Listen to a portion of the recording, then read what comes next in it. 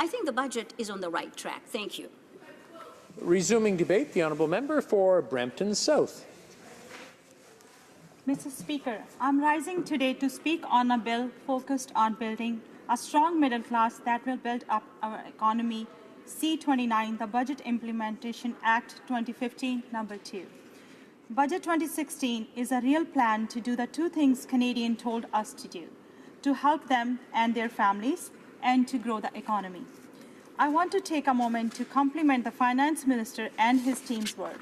I also want to thank his Parliamentary Secretary too. In fact, the member of St. Maurice Champagne came to Brampton last week. He is an honorary Bramptonian now. We consulted the Brampton Board of Trade and number of economic stakeholders on important issues going forward into Budget 2017. Brampton has a lot to celebrate. So many exciting developments in these past months. A long-desired university site coming to Brampton, the opening of Peel Memorial Hospital in February, and other infrastructure development. Water and wastewater funding, which will protect Brampton against another flood situation. Investment in post-secondary institutions, such as Sheridan College in my riding. Canada 150 local art funding, in order to keep our vibrant downtown and arts hub. At the consultation, we heard that these developments need to be expanded upon, and I agree. I won't stop listening to Brampton's needs as we move forward into this exciting period of growth and development for all of our children.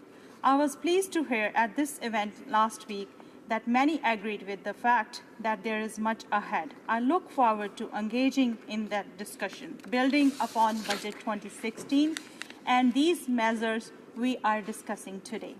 And people in my riding have noticed we have accomplished a lot already in our first year. A number of online lists will outline things we have accomplished. I think it is important for Canadians to understand that our government's plan builds upon things and strengthens the infrastructure of our system itself. Without a strong CPP, without strong cities, without post-secondary investment, everything else suffers. Building the Canada of tomorrow means investing today, now. We as a government understand that building from the ground up and focusing on people first matters. Brampton understands that these major developments will make our community stronger and our children's life better. In the last year, we took some important steps towards helping families regain the confidence they will need to drive our economy forward. We cut taxes for close to 9 million Canadians. Our middle-class tax cut was the first thing we did as a government. We increased Canada student grants for students from low and middle income families and for part-time students. We increased monthly payment for the most in need seniors. We signed an agreement with the provinces to enhance the Canada Pension Plan to provide young people and future generations to workers with a stable and dignified retirement. We have also begun making major investments that will help the middle class grow and prosper today, while delivering economic growth for years to come. This second Budget Implementation Act proposes items that will complete the implementation of outstanding measures from the Government of Canada's first budget, growing the middle class. We should be proud of what this House passed. Budget 2016 puts people and family first. It introduces investment that make an essential step to growing the middle class. It is the first step of a long-term plan to restore hope and revitalize an economy for the benefit of all Canadians. The bill we are debating today will help foster a strong Canadian economy and will enable Canadians in the middle class and those working hard to join it to keep more of their money to save, invest, and ensure economic growth. This bill includes measures that will help families, give seniors a little more flexibility, protect consumers, and improve the quality and integrity of our country's tax system. In Budget 2016, one thing that we introduced that is at the center of what I noticed making a real difference in Brampton South the new Canada Child Benefit. The Canada Child Benefit is simpler and more generous than the benefit it is replacing. It is also tax-free and better targeted to help those who need it most. The Canada Child Benefit will lift hundreds of thousands of children out of poverty in Canada. In July, checks began to go out. 9 out of 10 families are now receiving more money than they did under the previous system. Families in my riding of Brampton South can use that money for more nutritious choices in children's lunches, a warm coat for the winter, or investing in activities like soccer or basketball. Let me explain how this benefit will help Canadians' families. Parents to children under 18 will receive a maximum annual benefit of $6,400 per child under 6 and $5,400 per child aged 6 through 17. Supporting this budget implementation bill will help ensure that the Canada Child Benefit will be indexed to inflation so the families can count on this extra assistance today and for years to come. As mentioned briefly before, this Budget Implementation Act would also support seniors by helping them to retire in more comfort and with dignity. Canada's retirement income system has been successful in reducing poverty among seniors. However, some seniors continue to be at highlighted risk of living with low income. In particular, single seniors are nearly 3 times more likely to live with low income than seniors generally. I see an unfortunate amount in my riding. There is much more to do for seniors living in poverty and to prevent the next wave of people retiring who may face this someday. Budget 2016 aims to help seniors retire comfortably and with dignity by making significant new investments that support them in their retirement years. In Budget 2016, we repealed the provision of the Old Age Security Act that increased the age of eligibility for old age security and guaranteed income supplement benefit from 65 years to 67 years of age and allowance benefit from 60 to 62 years over the 2023 to 2029 period. Restoring the eligibility age for old age security and granted income supplement benefits to 65 will put thousands of dollars back into the pockets of Canadians as they become seniors and look to retire. That is the right thing to do. Budget 2016 also increased the granted income supplement top-up benefit by up to $947 annually for the most in-need single seniors starting in July 2016. This is helping those seniors who really almost exclusively an old age security and granted income supplement benefit and may therefore be at risk of experiencing financial difficulties. These measures represent an investment of over $670 million per year and will improve the financial security of about 900,000 single seniors across our nation. In this second budget implementation bill, we are delivering on the promise we made in Budget 2016 to support senior couples who face higher cost of living and are at an increased risk of poverty because they must live apart. The second budget implementation bill amends the old age security in order to make the program more flexible. When couples who are receiving the granted income supplement and the spouse allowance have to live apart for reasons beyond their control, each of them will receive benefit based on their individual income. Income supplement and spouse allowance, the government is improving fairness for seniors and helping them live with the dignity they deserve and the need of retirement. In conclusion, Budget 2016 represents a giant step forward in our plan to put people first and to deliver the help they need now while investing for the years and the decades to come. I'm so proud of these measures. They are focused on middle-class communities like Brampton South.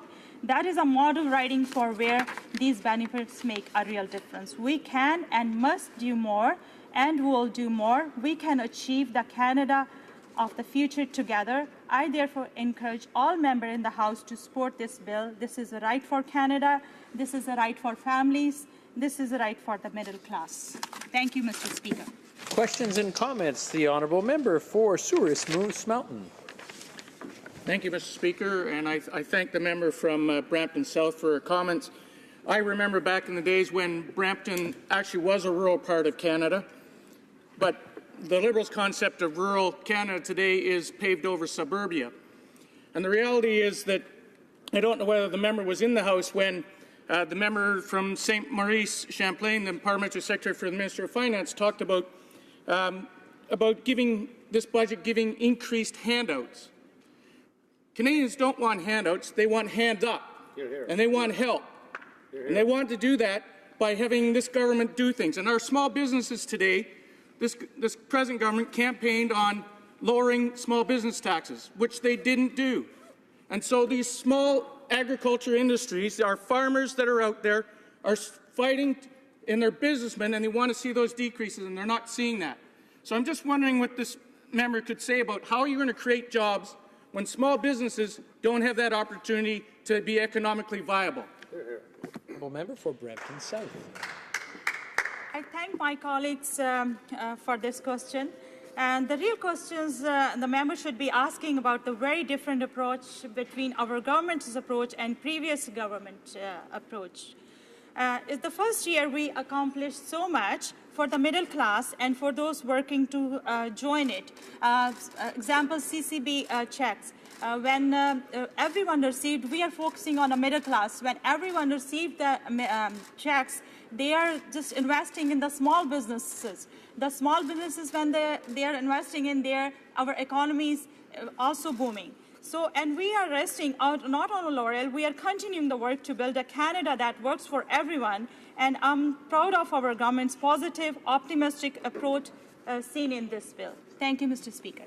Questions and comments. Honourable député. The honourable member for Rosemont-la-Petite-Patrie. I thank my colleague for her speech. Sadly, there's nothing for small businesses in this budget, and everybody who makes less than $45,000 in this country is not part of the middle class.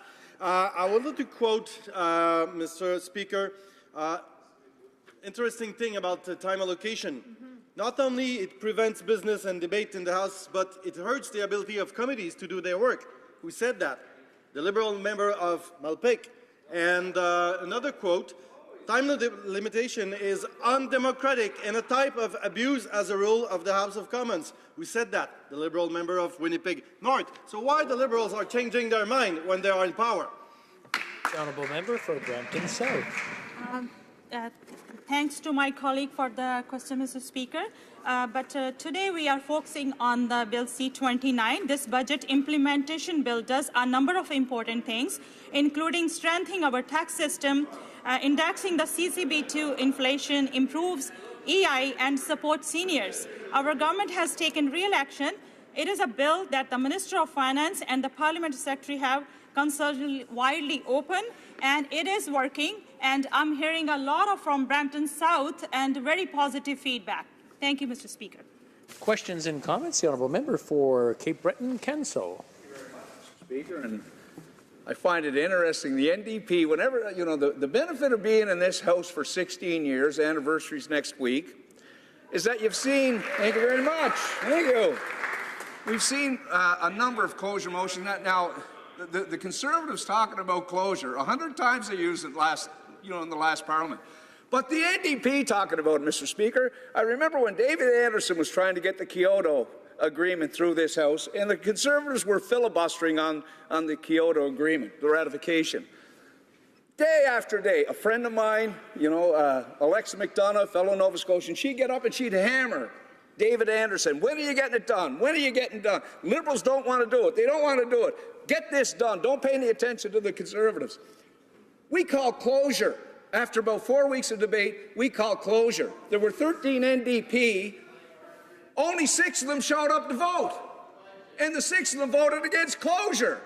So they talk a good game, but they can't get it done. I want to commend the member. Commend the member for her speech today. I want to remind the honourable member not to refer to presence of members, whether it was in the past or this. And I believe we're out of time. We'll go over to the honourable member for Brampton South.